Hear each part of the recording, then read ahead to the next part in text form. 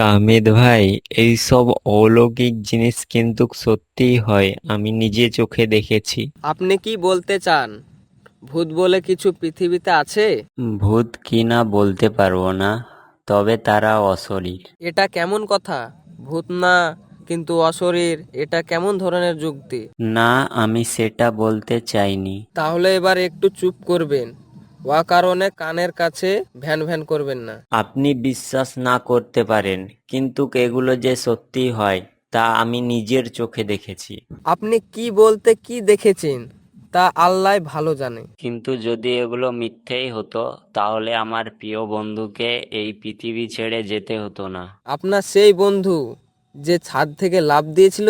না, ও লাভ দেয়নি, ওকে ইচ্ছে করে। ভূত ওকে ফেলে দিয়েছে, তাই তো?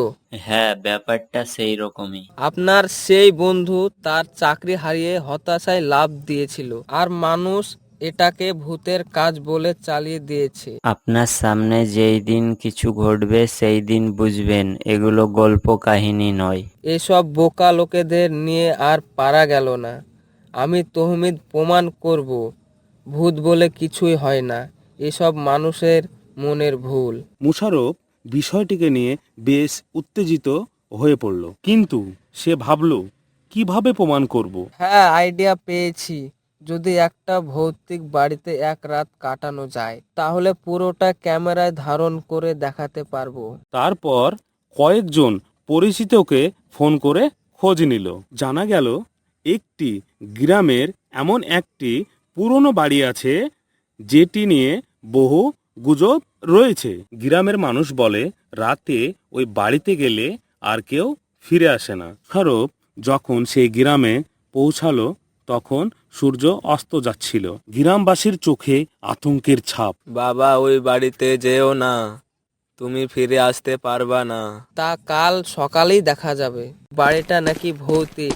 রাত 3:35 এখানে নাকি অদ্ভুত কিছু ঘটে। দরজা ঠেলে ভিতরে ঢুকলো। ঘরের ভেতরটা অন্ধকার, শুধু তার টর্চের আলোর সামনে জিনিসপত্র দেখা যাচ্ছে। ঘরের মেঝেতে ধুলো জমে আছে, যেন বহু বছর কেউ পা রাখেনি। ঘরের এক কোণায় ভাঙা চেয়ার, আর এক কোণে ধুলো জমা আয়না।